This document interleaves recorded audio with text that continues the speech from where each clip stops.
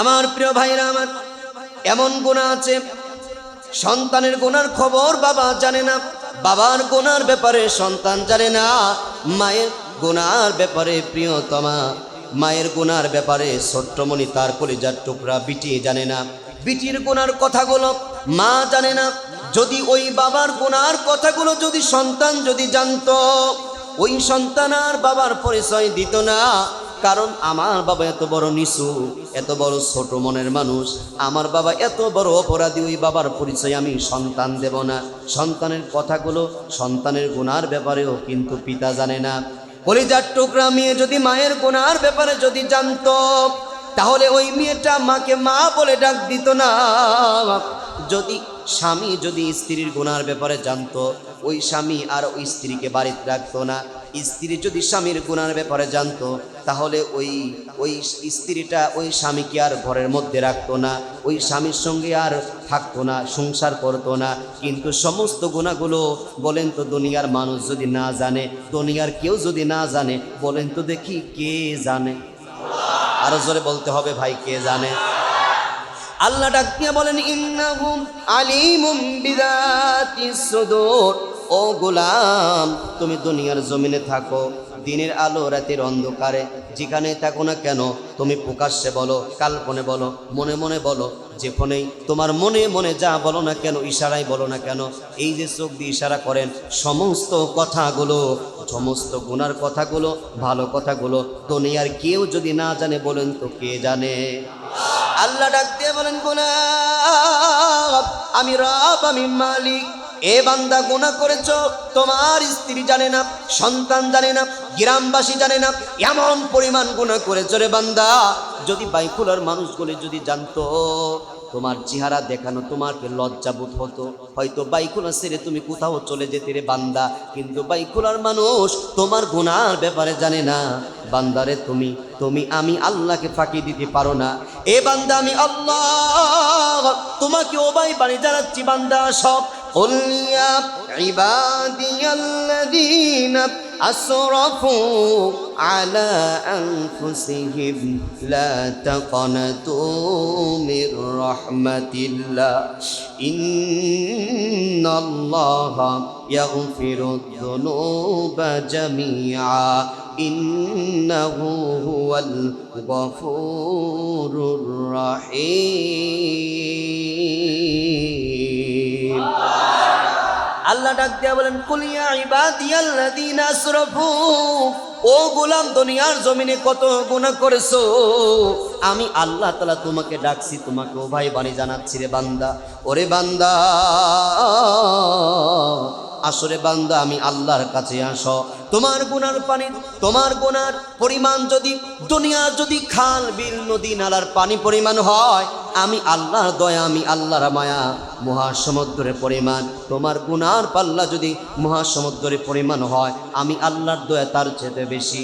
এ বান্দা, তোমার গুনার পাল্লা যদি পাহাড় পরিমাণ হয়, আমি আল্লাহর দয়া, আমি আল্লাহর মায়া আরশ পর্যন্ত, আসমান পর্যন্ত। এই গোলাম দুনিয়ার মধ্যে যত গুনাহ করেছে রে বান্দা, আমি আল্লাহর কাছে ফিরে আসো। গোলাম আমি আল্লাহর কাছে মাপ চাও, আমি আল্লাহর কাছে আসো, আমি আল্লাহ তোমাকে মাফ করে দেব, মাফ করে দেব। এ দুনিয়ার মুসলমান বাবারা, একটু খেয়াল করে শুনতে হবে বাবা।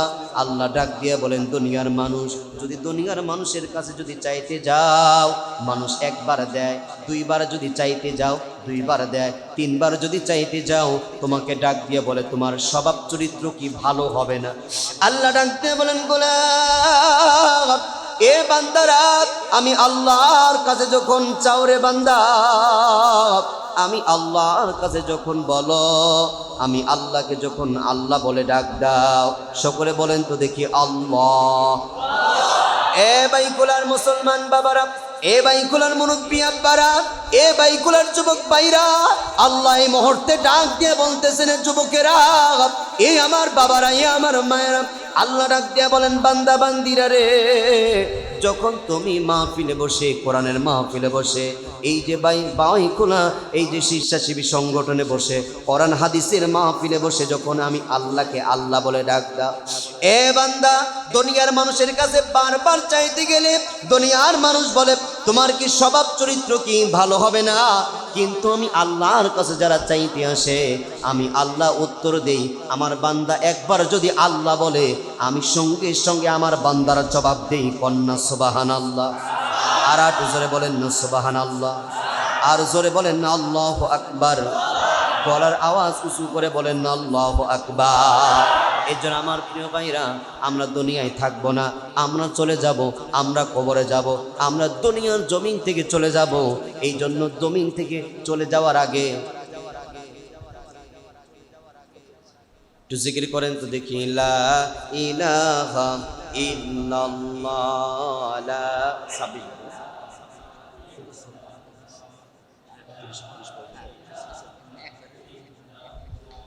লা ইলাহা ইল্লাল্লাহ সুবহানাল্লাহ ওয়ালহামদুলিল্লাহ, লা ইলাহা ইল্লাল্লাহ, লা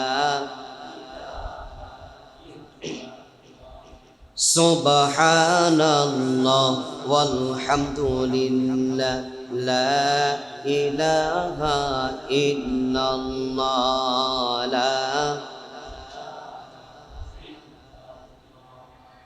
লা ইলাহা ইল্লাল্লাহ, লা ইলাহা ইল্লাল্লাহ মুহাম্মাদুর রাসূলুল্লাহ।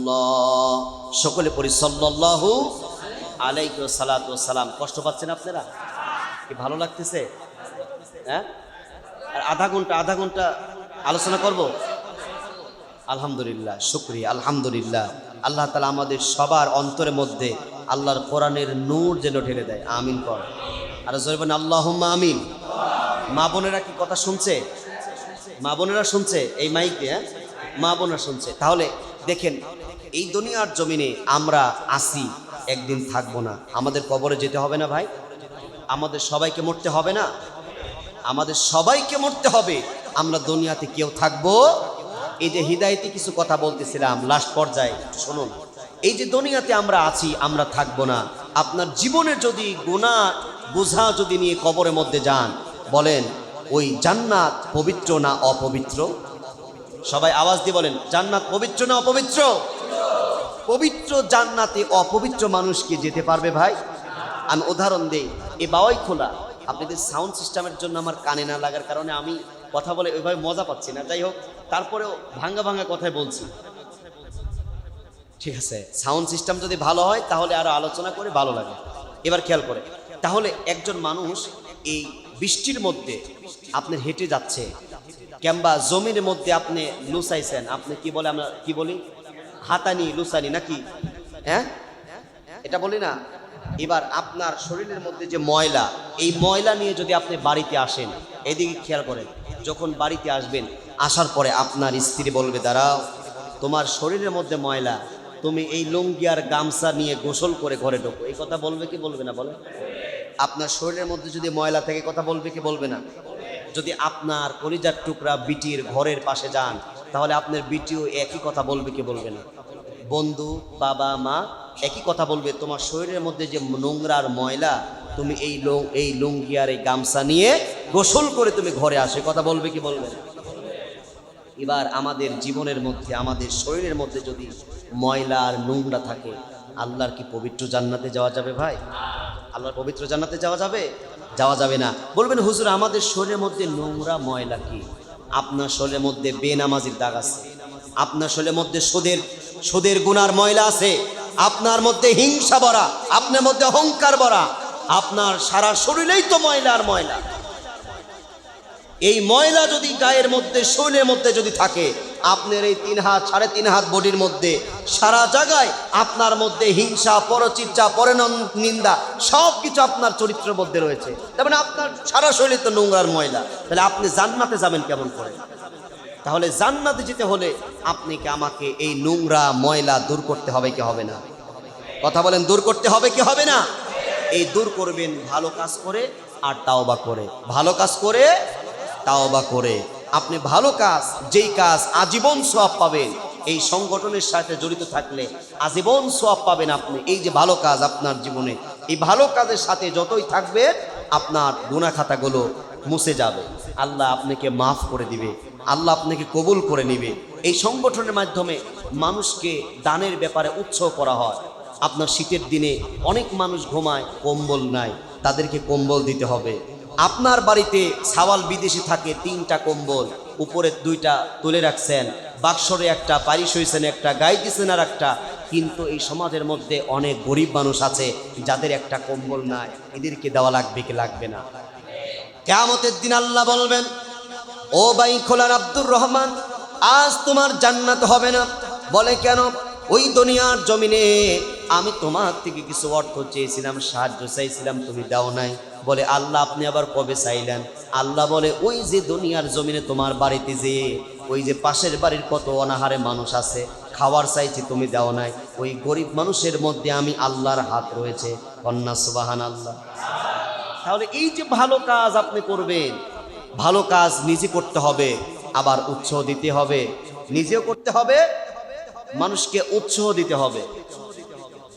যদি আপনি নিজেই ভালো কাজ শুধু নিজে করলেন, আর এই সংগঠনের মাধ্যমে মানুষকে উৎসাহ দেওয়া হচ্ছে, বলেন তো দেখি কি দেওয়া হচ্ছে? উৎসাহ দেওয়া হচ্ছে। আল্লাহর নবীজি বসে আছেন, পাশেই খলিফাতুল মুসলিমিন হযরত ওমর রাদিয়াল্লাহু তাআলা আনহু বসে আছেন। একজন ক্ষুধার্ত ব্যক্তি এসে বলতেছেন, ওগো মুহাম্মদ, আমাকে একটু কিছু খাবার দাও। আল্লাহর নবীজি, বিশ্ব নবীজি আমার তার পকেট থেকে 2টা খেজুর নিয়ে এমন করে যখন ওই ব্যক্তিকে দিলেন, ক্ষুধার্ত ব্যক্তিকে দিলেন, ক্ষুধার্ত ব্যক্তিকে দেওয়ার আগে অমরকে বলেন, অমর, আমি কি এই ক্ষুধার্ত ব্যক্তিকে কি 2টা খেজুর দেব? অমর ডাক দিয়ে বলেন, ইয়া রাসূলুল্লাহ, আপনি দেন, আপনি দিতে পারেন। আল্লাহর নবীজি ক্ষুধার্ত ব্যক্তিকে কয়টা খেজুর দিলেন? 2টা খেজুর দিলেন।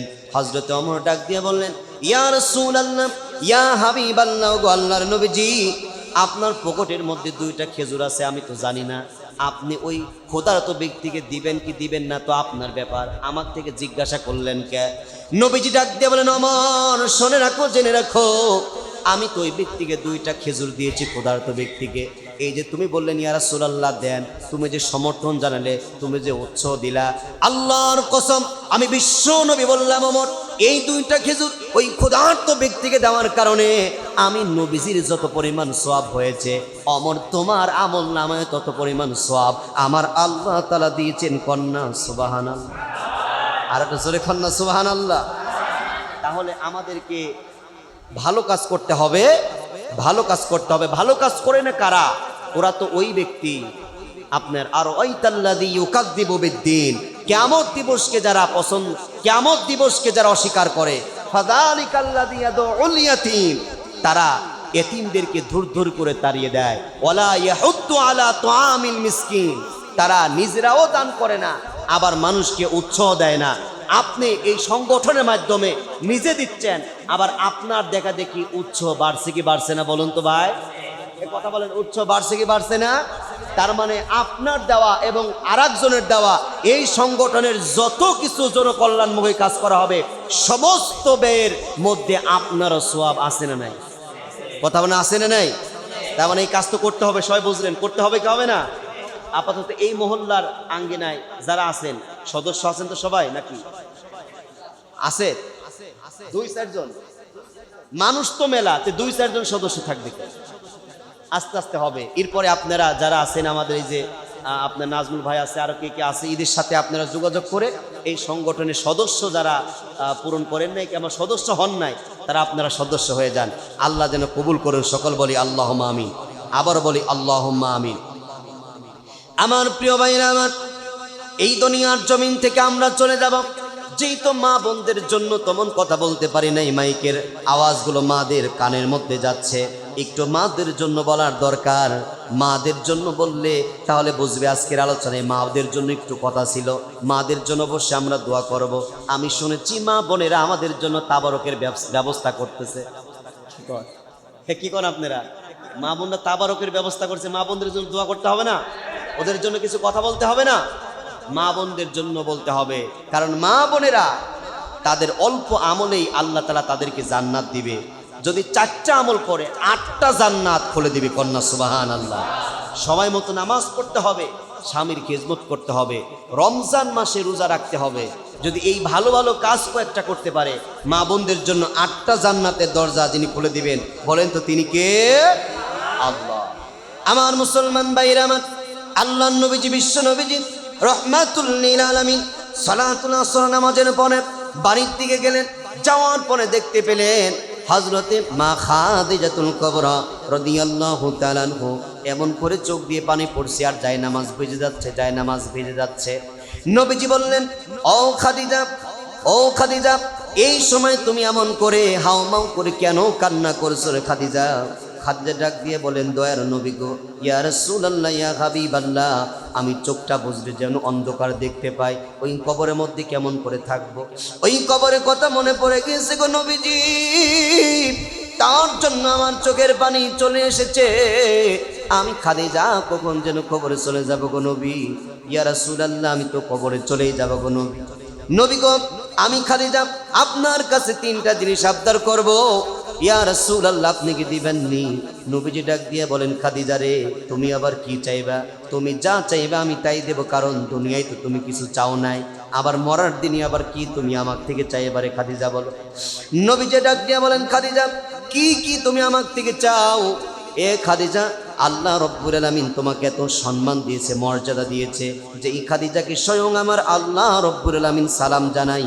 ওই খাদিজা তো আমার আল্লাহর কাছে আমার আল্লাহর জান্নাতের মেহমান। কন্যা সুবহানাল্লাহ। মা খাদিজাতুল কুবরা রাদিয়াল্লাহু তাআলা আনহা আল্লাহ নবীর কাছে বললেন, ইয়া রাসূলুল্লাহ, ইয়া হাবিবাল্লাহ, ওগো আল্লাহর পয়গম্বর, আমি খাদিজা যেদিন মারা যাব, ওই দিনে আপনার গায়ের জুব্বা দিয়ে আমার কাপনের কাপড় বানায় দিবেন। ইয়া রাসূলুল্লাহ, নবী গো, যেই কবরের মধ্যে রাখবেন গো নবীজি, ওই কবরের মধ্যে আপনি নিজে হাতেই কবরের মধ্যে রাখবেন গো নবীজি। আমার 3য় নাম্বার চাওয়া, আল্লাহর যেই ফেরেশতা আমাকে প্রশ্ন করবে, মুনকার নাকির ফেরেশতার প্রশ্ন যতক্ষণ হবে না ততক্ষণ কবরের পাশ থেকে আপনি যাবেন না। নবীজি ডাক দিয়ে বলেন, খাদিজা, কেন তোমার ওই কবরের এত ভয় কেন? ওই কবরের কথা মনে পড়ে এত বেশি ভয় কেন? খাদিজা ডাক দিয়ে বলেন, নবীজি, যেই কবরের মধ্যে সাথী নাই, বাতি নেই, আলোর ব্যবস্থা নাই, শীতের দিনে কম্বল নাই, গরমের দিনে ফ্যান নাই, ওই কবরের অন্ধকারে আমি খাদিজা কেমন করে থাকবো?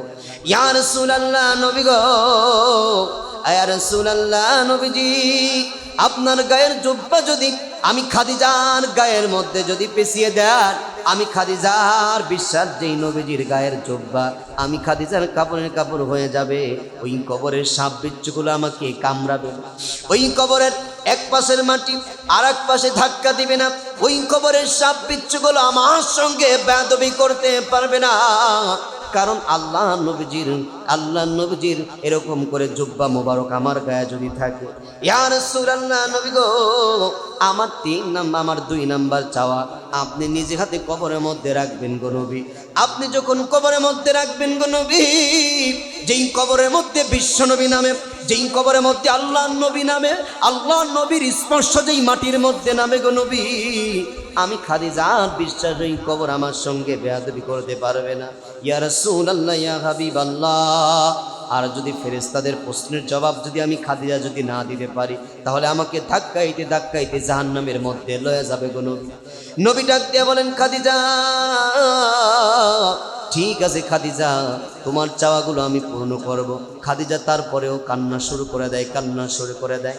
হযরত মা খাদিজাতুল কুবরা রাদিয়াল্লাহু তাআলা আনহা যখন ইন্তিকাল করলেন, আল্লাহর নবীজি বিশ্ব নবীজি আমার হযরতে ফাতেমাকে ডাক দিয়ে বললেন, বেটি ফাতেমা, তোমার মায়ের জন্য কাপনের কাপড় বানাইতে হবে, আমার জুব্বা খানা নিয়ে আসো। ফাতেমা ডাক দিয়ে বলেন, বাবা গো, আমার মায়ের জন্য এই মক্কা নগরে এমন কোনো কি মার্কেট নেই, এমন কি কোনো দোকান নাই আমার মায়ের মার্কেটে এমন কি কোনো দোকান নাই নতুন কাপড় কি দেওয়া যাবে না? নবীজি ডাক দিয়ে বলেন, ফাতেমা তোমার মা আমার কাছে ওসিয়ত করে গিয়েছে যেন আমার জুব্বা দিয়ে কাপড়ের কাপড় বানিয়ে দেয়। নবীজি নিজে কবরের মধ্যে রাখলেন। নবীজি নিজে কবরের মধ্যে রাখলেন।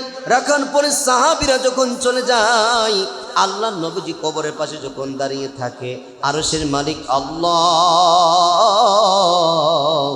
ডাক দিয়ে বলেন, ইয়া রাসূলুল্লাহ, নবী গো আপনি কেন দাঁড়িয়ে?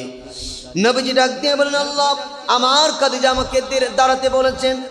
সঙ্গে সঙ্গে আল্লাহ তাআলা ডাক দিয়ে বলেন, নবী গো আপনার খাদিজাকে আমি আল্লাহ তাআলা এত ভালোবাসি, আমি খাদিজাকে তার জীবন যৌবন অর্থ সম্পদ টাকা পয়সা পরাণের জন্য ব্যয় করার কারণে আমি আল্লাহ রব্বুল আলামিন আপনার খাদিজার জন্য বিশাল বড় জান্নাত রেখেছি। কন্যা সুবহানাল্লাহ। আমার মুরব্বী আব্বারা, এই যে কবরের কথাগুলো বলতেছিলাম, কারণ আমাদের প্রত্যেকেই কবরে যেতে হবে।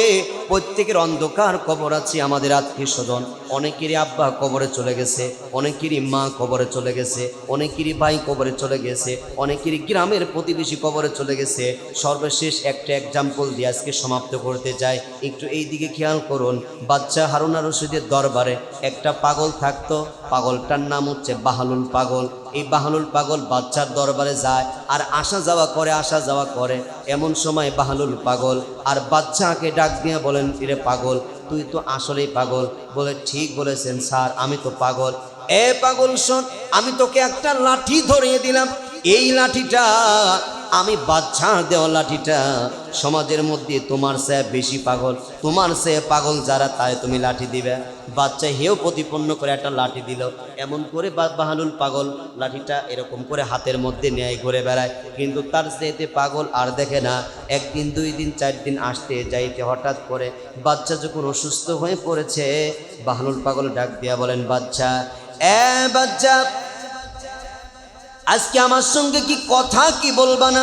বাচ্চা ডাক দিয়া বলেন, বাহলুল রে, আজ তোমার সঙ্গে আমি কথা বলবো না। যাও যাও, আমার দরবার থেকে চলে যাও। আজকে আর তোমার সঙ্গে আমি দুষ্টামি করব না, আজকে তোমার সঙ্গে আর আমি গল্প করব না, তুমি বের হয়ে যাও। বাহলুল পাগল ডাক দিয়া বলেন, বাচ্চা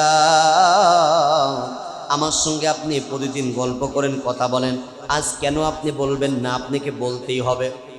বাচ্চা ডাক দিয়ে বলেন, বাহলুল রে, আজ আমি অসুস্থ হয়েছি, এই জন্য তোমার সঙ্গে আজ মন মিজাজ ভালো না। এ বাহলুল চলে যাও, যাও তুমি আমার দরবার থেকে চলে যাও। বাহলুল পাগল ডাক দিয়ে বলেন, অসুস্থ হয়েছেন, তাতে কি হয়েছে? বাচ্চা বলেন, অসুস্থ হয়েছি, কখন যেন আমি কবরের মধ্যে চলে যাব, কবরের মধ্যে চলে যাব। বাহলুল পাগল ডাক দিয়ে বলেন, বাচ্চা আপনি যেই কবরের মধ্যে যাবেন, আপনি যেই কবরের মধ্যে যাবেন রে বাচ্চা, আপনি ওই কবরের মধ্যে কয়জন রান্নার বাবরসি আপনি পাঠিয়েছেন? ওরে বাচ্চা, দুনিয়ার জমিনে আপনার রান্নার জন্য যে 7 জন বাবরসি আছে, আপনি কয়জন বাবরসিকে ওই কবরের মধ্যে রেখেছেন? বাচ্চা, আপনি যেই কবরের মধ্যে যাবেন, এই দুনিয়ার জমিনে আপনি যেই রাস্তা দিয়ে যান, সামনে প্রশাসন থাকে, পিছনে প্রশাসন থাকে, পুলিশ থাকে, ডানে বামে আপনার কত মানুষ থাকে, কত লোকজন থাকে। আপনি কি সেলট জানিয়ে রাস্তা দিয়ে আপনাকে নিয়ে যাই রে বাচ্চা। আপনি যেই কবরের মধ্যে যাবেন, ওই কবরের মধ্যে কয়জন পুলিশ পাঠাইছেন, কয়জন আর্মি পাঠাইছেন? আপনি যেইখানে আগে যাবেন ওইখানে আপনি প্রশাসন পাঠিয়ে দেন। বলেন, কবরের মধ্যে আপনি যাবেন কয়জন আর্মি আর কয়জন বিডিআর আপনি পাঠাইছেন? বাচ্চার জবাব নাই, বাচ্চার জবাব নাই। ভাই খোলেন আব্বারা, যুবক ভাইরা, মুরব্বী আব্বারা, ওই কবরের মধ্যে বাচ্চা ডাক দিয়া বলেন, রে পাগল রে, ওই কবরের মধ্যে কি বাবরসি পাঠানো যায়? ওই কবরের মধ্যে কি পুলিশ পাঠানো যায়? ওই কবরের মধ্যে আর্মি পাঠানো যায় না, ওই কবরের মধ্যে বিডিআর পাঠানো যায় না। এবার বাহলুল পাগল ডাক দিয়া বলেন, আপনার লাঠি নেন। যেই ব্যক্তি কবরকে চিনতে পারলো না, যেই ব্যক্তি কবরকে বুঝতে পারলো না, যেই ব্যক্তি কবরকে চিনতে পারলো না, অন্ধকার কবরকে যারা বুঝতে পারলো না, অন্ধকার কবরকে যারা চিনতে পারলো না, ওই কবরকে যারা ভুলে গিয়ে দুনিয়ায় রাজপ্রাসাদ করেছে, টাকা করেছে, অর্থ করেছে, সব কিছু দুনিয়ায় আছে, কিন্তু কবরের কথা তার মনে নাই। কবরকে যে ব্যক্তি মনে করে না, ওই ব্যক্তির মতন বোকা গাধা, ওই ব্যক্তির মতন পাগল আল্লাহর জমিনে একটাও নাই। কথা কোন ঠিক কিনা? তাহলে ওই ব্যক্তির মতন পাগল মানুষ না যে ব্যক্তি কবরকে ভুলে যায়, কবরের কথা স্মরণ করে না।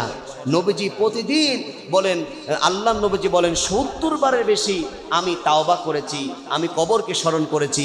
কিন্তু আমাদের মধ্যে আমরা যে মারা যাব, এটা মানুষের মধ্যে আপনার কখন মারা যাব, কোন সময় মারা যাব, এটা আমাদের কাছে কোনো নির্ধারিত নয়। কিন্তু সর্বক্ষণ সর্বসময় আমাদের মরণের প্রস্তুতি নেওয়ার দরকার আছে না নাই?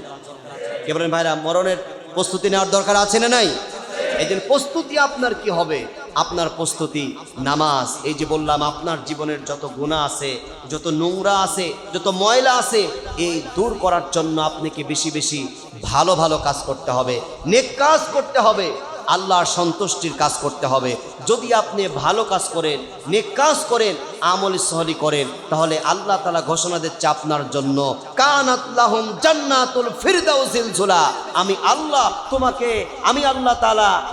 আল্লাহ তাআলা তোমাকে পুরস্কৃত করে সবচেয়ে বড় জান্নাত, জান্নাতুল ফিরদাউসের মেহমান বানাবো। সুবহানাল্লাহ বলেন। কার মেহমান বানাবে ভাই? জান্নাতুল ফিরদাউসের মেহমান বানাবে। এজন্য আমাদেরকে নেক কাজ, ভালো কাজ বেশি বেশি করতে, কথা বলেন, বেশি বেশি করতে হবে। ভালো কাজের সাথে, ভালো কাজ আছে যেখানে আমরাও থাকবো, নেক কাজ আছে যেখানে আমরাও থাকবো, সেখানে। আচ্ছা, একটু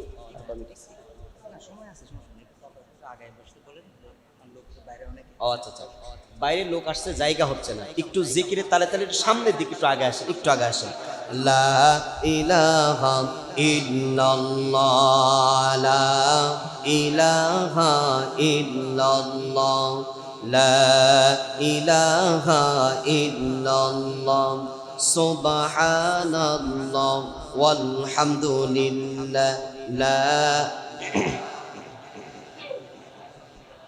সুবহানাল্লাহ ওয়ালহামদুলিল্লাহ, লা ইলাহা ইল্লাল্লাহ,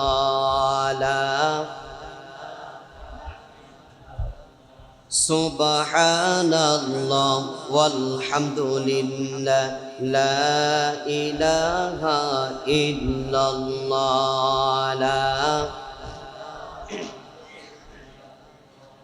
লা ইলাহা ইল্লাল্লাহ, লা ইলাহা ইল্লাল্লাহ মুহাম্মাদুর রাসূলুল্লাহ। সকলে বলি সাল্লাল্লাহু। কষ্ট হয় ভাইরা, কষ্ট হয়? আলহামদুলিল্লাহ, আপনারা খুব ভালো মানুষ। আলহামদুলিল্লাহ, আল্লাহ যেন আমাদের প্রত্যেকের জান্নাতের ডায়েরির মধ্যে আমাদের নামগুলো লেখা নেয়। আমিন। জোরে বলেন আল্লাহুম্মা আমিন। তাহলে আমি আলোচনা করতেছিলাম, আমাদেরকে ভালো কাজ করতে হবে। দুনিয়াবি কোনো লোভ আমাদের মধ্যে আসা যাবে, কারণ আমরা কোনে যাব বলেন তো দেখি? কবরে যাব। আমাদের বাড়ি জান্নাতে। বলেন আমাদের বাড়ি কোথায়? জান্নাতে। আমরা যদি জান্নাতে যেতে চাই, তাহলে আমাদের জান্নাতি কাজ করতে হবে। আল্লাহ এবং আল্লাহ রাসূলের নির্দেশের যেই কাজ, ওই কাজগুলো আমাদের দ্বারা হবে। কোনো দুনিয়ার কোনো অন্যায়, অবিচার, নির্যাতন, জুলুম, তাদের সাথে আমাদের কোনো সম্পর্ক, বলেন তাদের সাথে আমাদের কোনো সম্পর্ক। আমরা থাকবো হকের পক্ষে। বলেন কাদের পক্ষে থাকবো? হকের পক্ষে থাকবো। যেই দিকে জান্নাত আমরা ওই দিকে যাব। যেই দিকে, কোন দিক বলেন তো দেখি? জান্নাতের রাস্তায়, জান্নাতের দিকে আমরা যাব। যদি আমরা জান্নাতের রাস্তা মানে ভালো রাস্তা, দ্বীনের রাস্তা, হকের রাস্তা, এই যে আমরা এসেছি, আমরা পা দিয়ে হাঁটতে হাঁটতে এসেছি। নবীজি আমাদের জন্য বলছে, মা আকবার, যারা বের হলো, কদামা, পা দিয়ে কদম দিয়ে ভালো কাজের জন্য গেল, ফাতামাসসাহুন্নার, ও ব্যক্তির জন্য জাহান্নামের আগুন হারাম। এত সুন্দর কথা বলার পরে সুবহানাল্লাহ বললেন না? সুবহানাল্লাহ বলেন। বুখারী শরীফের হাদিস, মা আকবার কদামা আবদিন ফি সাবিলিল্লাহি ফাতামাসসাহুন্নার। মা আকবার, যারা বের হলো, কার জন্য বের হলো? আল্লাহর জন্য বের হলো, ভালো কাজের জন্য বের হলো। কদামা, পা দিয়ে কদম ফেলে, মানে কদম ফেলতে ফেলতে ভালো কাজের জন্য যায়।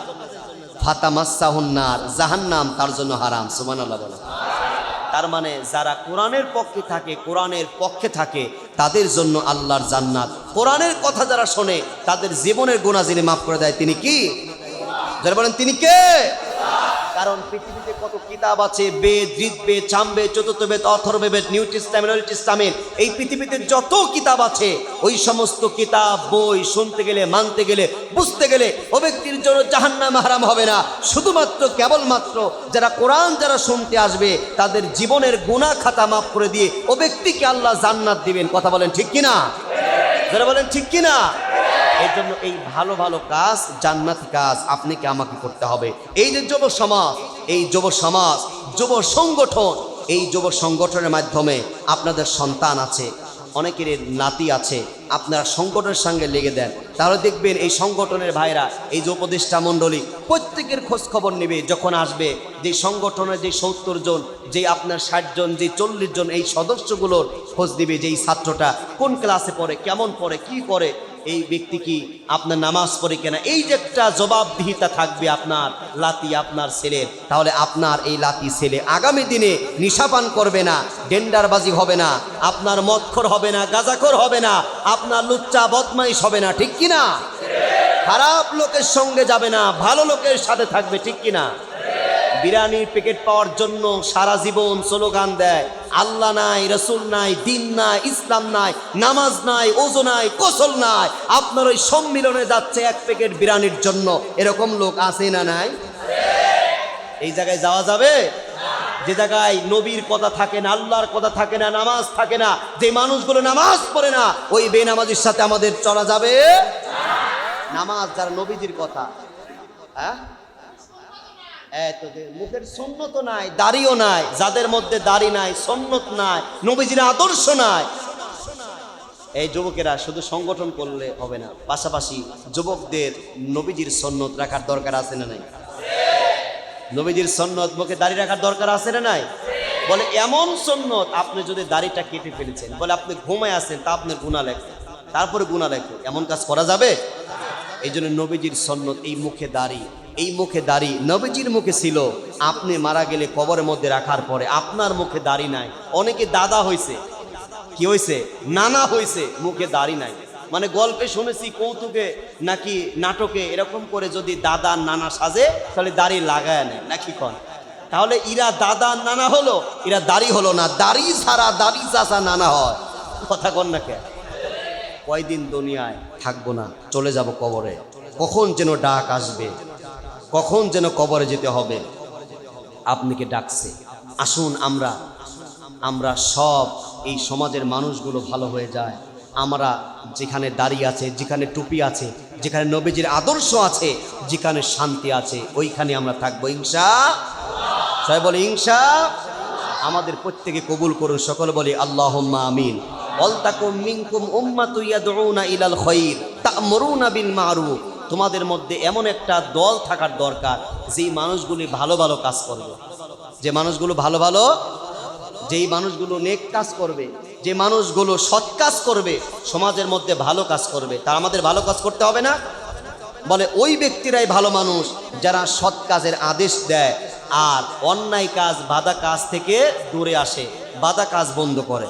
অন্যায় কাজ যেটা অন্যায় সেটা অন্যায় বলতে হবে, যেটা সত্য ভালো কাজের আদেশ দিতে হবে, ভালো ভালো কাজ করতে হবে, আর অন্যায় থেকে দূরে থাকতে হবে। এই যে আমরা সংগঠনের মাধ্যমে আমরা যে অন্যায় কাজগুলো, যেইগুলো আপনার ইসলাম শরীয়তে, আপনার অনেকেই সংগঠনের মধ্যে মিলিত হয়ে দেখা যাচ্ছে তারা নামাজ ধরছে, কি নামাজ ধরছে না? যুবকের নামাজ ধরছে, এই যে ভালো ভালো কাজ করছে, আর অন্যায় যেটা খারাপ নিশা আছে ওটা থেকে দূরে সরে যাচ্ছে কি যাচ্ছে না? এই জন্য ভালো কাজ করতে হবে।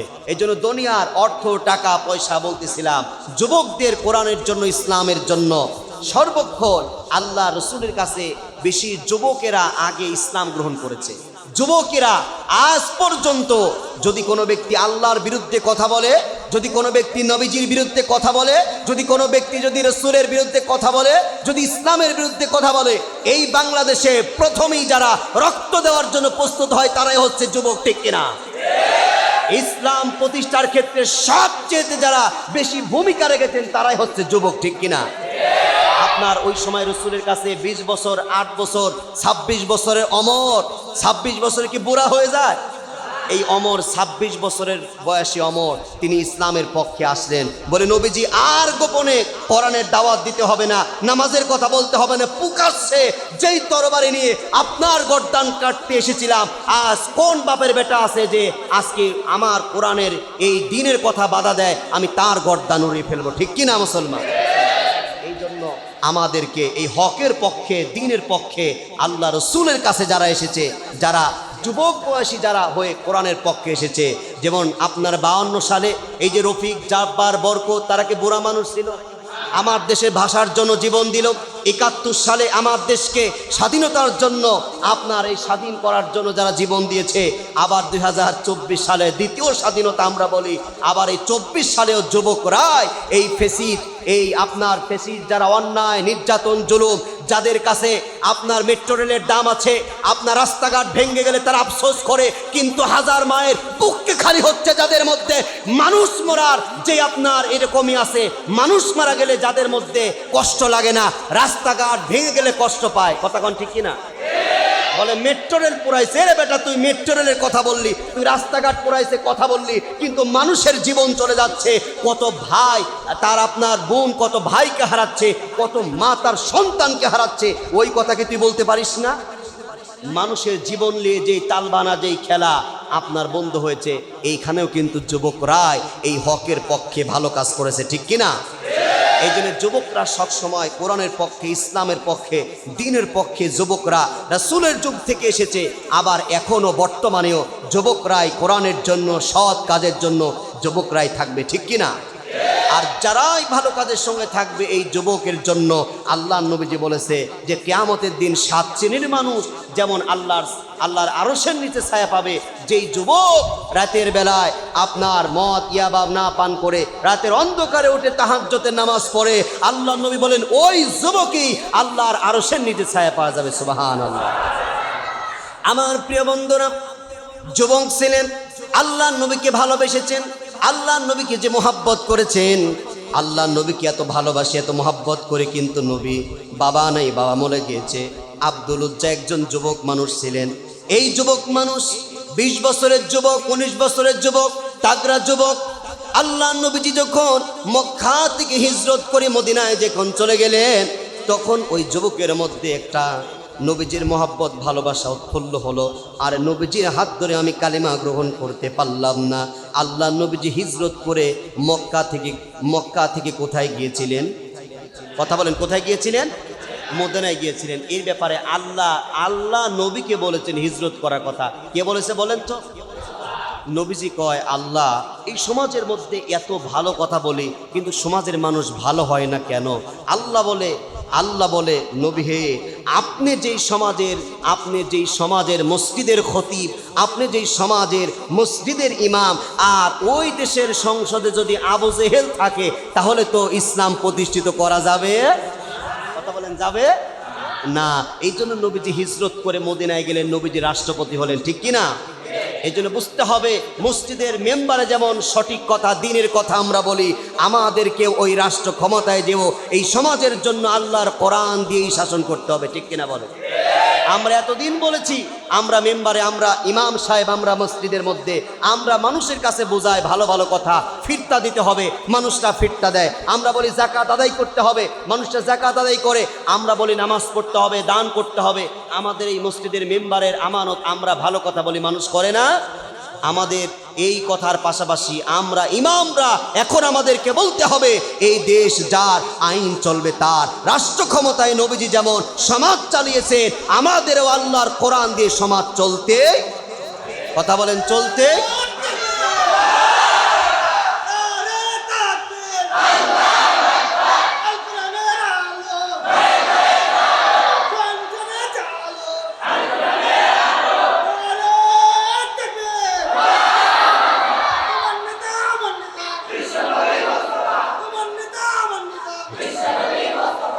এই জন্য আমাদের এই স্বপ্ন, যেই কোরআন এই দেশে কায়েম হোক, যারা আমাদের পূর্বের যেই রাহবারগুলো আজকে ফাঁসির কার্যে ঝুলেছে, তারপরে বাতিল শক্তির সামনে 1 ইঞ্চি পর্যন্ত মাথা নত করে নাই। আমাদের সবাইকে ইসলামী সমস্ত দল, ইসলামী মুসলমানদেরকে, মুসলমান যারা ইসলামী শক্তিকে প্রয়োগ করে জীবনে তাজা রক্ত ঢেলে দিয়ে এদেশের আকাশে বাতাসে কালেমার পতাকা উত্তোলন করার জন্য কে কে রাজি আছে একটু আল্লাহকে দেখিয়ে দেন।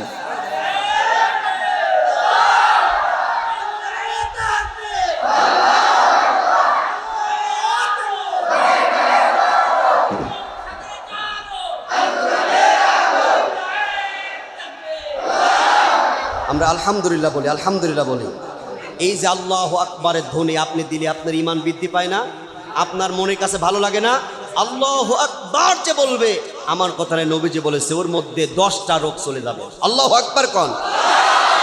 তালি ভাই এবার আপনি নিজেই চিন্তা করেন, যেখানে আল্লাহু আকবার নাই, আমার শব্দ একটাই, আমাকে আল্লাহ সৃষ্টি করেছেন, আল্লাহু আকবার যাদের মধ্যে থাকবে না তাদের সাথে আমরা নাই। কথা কন না? আর কোনোটা নয়। যারা আল্লাহর কথা বলবেন, আল্লাহু আকবারের ধ্বনি যাদের মধ্যে থাকবে না তাদের মধ্যে আমরা নাই। ওয়াদা করা যাবে তো ইনশাল্লাহ? যারা আল্লাহর নাম নেয় না তাদের সাথে আমরা নাই, ঠিক কি না? যারা আল্লাহু আকবার যারা বলবে, নারে তাকবীর আল্লাহু আকবার, আল্লাহর যারা ধ্বনি দিবে তাদের সাথে আমরা আছি। আমার প্রিয় মুসলমান ভাইরা, আপনিছিলাম ওয়াসারিউ ইলা মাগফিরাতিম মির রাব্বিকুম ওয়া জান্নাতিন আরদুহাস সামাওয়াতি ওয়াল আরদ উইদ্দাত লিল মুত্তাকিন। জোরে বলেন আল্লাহু আকবার। ওয়াসারিউ, তোমরা দৌড়াও, তোমরা এগিয়ে যাও, ইলা মাগফিরাতিম মির রাব্বিকুম, আল্লাহর ক্ষমার দিকে, মাগফিরাতের দিকে, ওয়া জান্নাতিন আরদুহাস সামাওয়াতি ওয়াল আরদ, যেই জান্নাতের বিশালতা আসমান এবং জমিনের চেয়ে বেশি। কন্যা সুবহানাল্লাহ। আল্লাহ আমাদেরকে বলছে তোমরা দৌড়াও, তোমরা এগিয়ে যাও, ইলা মাগফিরাতিম মির রাব্বিকুম, যেখানে ক্ষমা আছে, যেখানে ভালো কাজ সেখানে ক্ষমা আছে, এই ভালো কাজের দিকে তোমরা যাও। কে বলতেছেন বলুন তো? আমাদের এখানে দৌড়ায় আসতে বলতেছেন, যে তোমরা দৌড়ে যাও, এ কথা কে বলতেছেন? ভালো কাজের জন্য তোমরা যাও, মাগফিরাতের জন্য যাও, ক্ষমার জন্য যাও। কে বলতেছেন? কেন? জান্নাতিন আরদুহাস সামাওয়াতি ওয়াল আরদ, আর ওই জান্নাতের দিকে যাও যে জান্নাতের বিশালতা আসমান জমিনের চেয়ে বেশি। কন্যা আল্লাহু আকবার। এই জান্নাতের দিকে সাহাবীরা কেমন করে দাঁড়াইছে? আব্দুল উজ্জা একজন যুবক মানুষ, আল্লাহ নবী যখন মক্কা থেকে হিজরত করে মদিনায় যখন চলে গেলেন, আব্দুল উজ্জা বাবা মারা গিয়েছে, মায়ের অন্য জায়গায় বিবাহ হয়েছে, তার চাচার কাছে ডাক দিয়ে বলেন, চাচা আমি আপনার কাছে একটা কথা বলতে চাই। বলে, কি কথা বলতে চাও? ও ভাতিজা বলো, তোমার টাকা দিয়েছি, অর্থ দিয়েছি, ব্যবসা দিয়েছি, উটের পাল দিয়েছি, বকরির পাল দিয়েছি, কি তুমি বলো বলো। বলে, চাচা আমি আপনার কাছে বলবো, কারণ আল্লাহর নবী মুহাম্মদ, আপনার আব্দুল্লাহর এতিম বেটা মুহাম্মদ আপনার কাছে কেমন? বলে, আব্দুল্লাহর এতিম বেটা মুহাম্মদ অত্যন্ত ভদ্র, ভালো, তার চেয়েতে ভালো মানুষ আসমানের নিচে জমিনের উপরে আর একটাও হতে পারে না। এবার ডাক দিয়ে বলেন, চাচা জি, ওই মুহাম্মদের হাত ধরে আমরা মুহাম্মদের যেই ধর্ম ইসলাম ধর্মে আমরা যাই।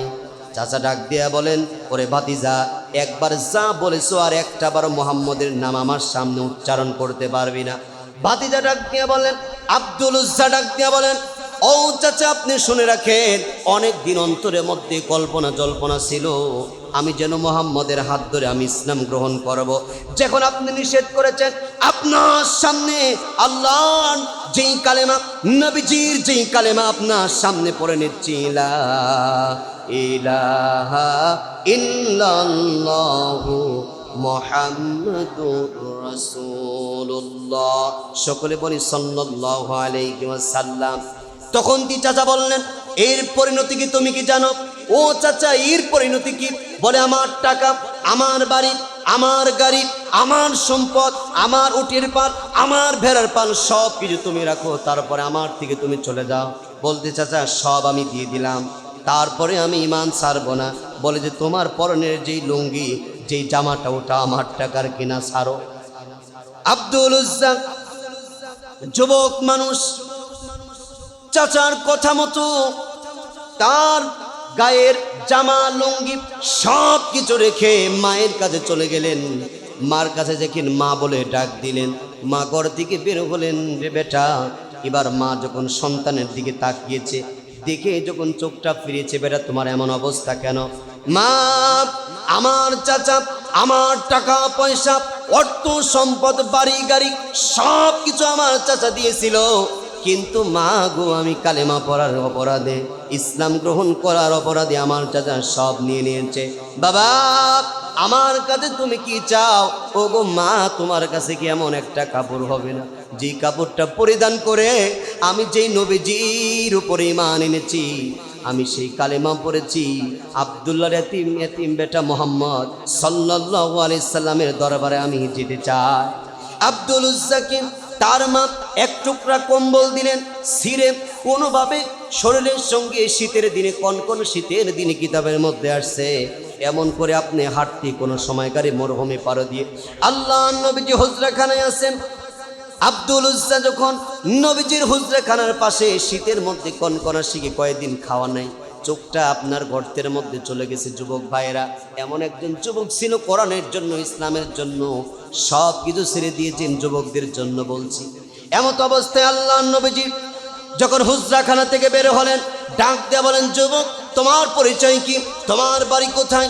যুবকটি বললেন, ইয়া রাসূলুল্লাহ ইয়া হাবিবাল্লাহ, ওগো আল্লাহর নবীজি আমার বাড়ি মক্কায়, আমার নাম আব্দুল উজ্জা, আমি কোরআনের, আমি কালেমা পড়ার অপরাধে, ইসলাম গ্রহণ করার অপরাধে আমার বাড়ি গাড়ি টাকা পয়সা সব কিছু আমার চাচা নিয়ে নিয়েছে। সঙ্গে সঙ্গে নবীজি তাকে বুকের মধ্যে জড়া দিলেন। রহমতের নবী যখন বুকের মধ্যে জড়া নিলেন, আর আব্দুল উজ্জাকে বললেন, আব্দুল উজ্জারে, আজ থেকে তোমার নাম আব্দুল্লাহ জুলবাদাদাইন, আজ থেকে তোমার নাম আব্দুল্লাহ জুলবাদাদাইন। আসহাবে সুফার মধ্যে, সাহাবীর মধ্যে তুমি চলে যাও। সাহাবীর মধ্যে চলে গেলেন। আসহাবে সুফা, মদিনায় যাদের ঘর বাড়ি অর্থ সম্পদ টাকা পয়সা সব কিছু রেখে হিজরত করে যারা মদিনায় গিয়েছেন, আসহাবে সুফার সাহাবীদের সঙ্গে যখন থাকে, সাহাবীরা আপনার এমন করে আল্লাহ নবীজির সাহাবীরা নবীজির কাছে ডাক দিয়ে বলেন, ইয়া রাসূলুল্লাহ, নবী গো, ওই যে নতুন সাহাবী আব্দুল উজ্জা আব্দুল্লাহ জুলবাদাদাইন, ওই ব্যক্তি কোরআন পড়ে আমাদের ঘুমে ডিস্টার্ব হয়। নবীজি ডাক দিয়ে বলেন, আমার সাহাবীরা, আব্দুল্লাহ জুলবাদাদাইনকে তোমরা কোরআন পড়তে নিষেধ করো না, কারণ সব কিছু টাকা পয়সাগুলো রেখে, ধন সম্পদ রেখে সে একটা কম্বল নিয়ে আমাদের কাছে এসেছে। এত কষ্টের মধ্যে ইসলাম গ্রহণ করেছে, তার মন খুলে আল্লাহর সঙ্গে কথা বলার সুযোগ করে দাও। আব্দুল্লাহ জুলবাদাদাইন কোরআন পড়ে, তার কয়েকদিন পরে, আপনার কিছুদিন পরে যখন তাবুকের প্রান্তরে রোমান সম্রাট 2 লক্ষ রোমান সম্রাটের বিরুদ্ধে যখন নবীজি যখন আপনার তাবুকের প্রান্তরে যাবে, আল্লাহ নবীজি বিশ্ব নবীজি সাহাবীদেরকে বললেন, কোন সাহাবীর আপনার নারী পুরুষেরা কেউ কানের দুল, কেউ নাকের ফুল, হযরত আবু বকর তো সব কিছু নিয়ে আসছে। এমত অবস্থায় আল্লাহ নবীজি সাহাবীদের কাছ থেকে মাল সামানাগুলো জিহাদের জন্য নিচ্ছেন, আর নতুন সাহাবী আব্দুল্লাহ জুলবাদাদাইন নবীজির সামনে এসে চোখ দিয়ে পানি পড়ছে, ইয়া রাসূলুল্লাহ, ওগো আল্লাহ নবীজি, সাহাবীরা, সমস্ত সাহাবীরা, মহিলা পুরুষেরা আপনার কাছে জিহাদের ময়দানে যাওয়ার জন্য অর্থগুলো দিচ্ছে গো নবী, কিন্তু আমার কাছে তো কিছু নাই, আমার কাছে তো কিছু নাই গো নবী। বলেন, তোমার কাছে কিছু নাই, তুমি কি চাও? বলে, ইয়া রাসূলুল্লাহ ইয়া হাবিবাল্লাহ, আমি তাবুকের প্রান্তরে আপনার সাথে জিহাদের ময়দানে, আমি আপনার সাথে জিহাদের ময়দানে আমি যেতে চাই। নবী ডাক দিয়া বলেন, গাছের একটা বাকল নিয়ে আসো। আল্লাহ নবীজি আব্দুল্লাহ জুলবাদাদাইনকে হাতের মধ্যে দিয়ে বলতেছেন, আল্লাহ আব্দুল্লাহ জুলবাদাদাইনের জন্য, ওগো আল্লাহ, আপনি তার জন্য এরকম করে কাফেরদের জন্য আব্দুল্লাহ জুলবাদাদাইনের রক্তকে হারাম করে দাও। আব্দুল্লাহ জুলবাদাদাইন হাউমাউ করে কান্না শুরু করে দিলেন। নবী ডাক দিয়ে বলেন, এ সাহাবী আব্দুল্লাহ জুলবাদাদাইন, কান্না করো কেন? ইয়া রাসূলুল্লাহ, আমি চেয়েছি জিহাদের ময়দানে শহীদ হয়ে যাব, আর আপনি কাফেরদের জন্য আমার রক্তকে হারাম করে দিলেন। নবী ডাক দিয়ে বলেন, আরে আব্দুল্লাহ জুলবাদাদাইন, আমি নবীজি তোমার জন্য দোয়া করলাম, তোমার যেমনই মৃত্যু হোক না কেন, আল্লাহ তাআলা তোমাকে শহীদি মর্যাদা দিয়ে দিবেন। আব্দুল্লাহ জুলবাদাদাইন অনেক লম্বা চড়া। আব্দুল্লাহ জুলবাদাদাইন আপনার জিহাদের ময়দানে যাওয়ার পরে, কিছুদিন যাওয়ার পরে আপনার অসুস্থ হয়ে, বিমার হয়ে যখন ইন্তিকাল করলেন, নবীজির কাছে খবর চলে আসলো, ইয়া রাসূলুল্লাহ ইয়া হাবিবাল্লাহ, ওগো আল্লাহর পয়গম্বর, আপনার নতুন সাহাবী আব্দুল্লাহ জুলবাদাইন ইন্তেকাল করেছে। নবী ডাক দিয়ে বলেন, আমার সাহাবীরা শোনো, আব্দুল্লাহ জুলবাদাইনকে আমার কাছে নিয়ে আসো, আমি নবী নিজে জানাজার করে আমি নবী নিজেই তাকে দাফন কাফন করব। এমত অবস্থায় আল্লাহ নবীজি হযরত আবু বকর, হযরত ওমরকে ডাক দিয়ে বলেন, তোমাদের ভাইকে তোমরা আদরের সাথে কবরের মধ্যে নামাও। বিলাল, হারিকেলের আলোটা একটু শো করে ধরো। আর কবরের মধ্যে নামিয়ে যেই ব্যক্তি কথাগুলো বলতেছিল তিনি আর কেউ নয়, তিনি হচ্ছে আকাশের নিচে জমিনের উপরে সবচেয়ে সম্মানিত ব্যক্তি, আমার আপনার নেতা বিশ্বনবী মুহাম্মদ রাসূলুল্লাহ। আল্লাহ নবীজি ডাক দিয়ে বলতেছেন, আল্লাহ নবীজি নিজে কবরের মধ্যে রাখলেন। নবীজি ডাক দিয়ে বললেন, মাগরিবের পরে সন্ধ্যার সময়, আল্লাহ এই রাতে এই আব্দুল্লাহর জন্য আমি নবীজি খুশি ছিলাম, ও আল্লাহ আপনি খুশি হয়ে যান। সঙ্গে সঙ্গে সাহাবীরা হাওমাও করে কান্না শুরু করে দিলেন। ইয়া রাসূলুল্লাহ, ইয়া হাবিবাল্লাহ, ও গানুসের মালিক আল্লাহ, এই মৃত্যু ব্যক্তির যদি আব্দুল্লাহ জুলবাদাইন না হয়ে আমি যদি হতাম, আমি সাহাবী যদি হতাম, আমার জীবন ধন্য হয়ে যেত, আমার কবর জান্নাত হয়ে যেত। কন্যা সুবহানাল্লাহ। সব কিছু রেখে ইসলামের জন্য আপনার বিসর্জন দিয়েছে, কোরআনের জন্য বিসর্জন দিয়েছে। আল্লাহ আমাদেরকে ওই কথাই বলছে, তোমরা কি জান্নাতি বান্দা হতে চাও? আম হাসিবতুম আন তাদখুলুল জান্নাহ ওয়ালাম্মা ইয়াতিকুম মাসালুল্লাযিনা খালাউ মিন ক্বাবলিকুম মাসাতহুমুল বাসা ওয়াদ দাররা ওয়া যুলজিলু হাত্তা ইয়াকুলার রাসূল। আল্লাহ আপনি কি আমাকে বলতেছেন, আম হাসিবতুম, প্রশ্নবোধক, তোমরা কি জান্নাত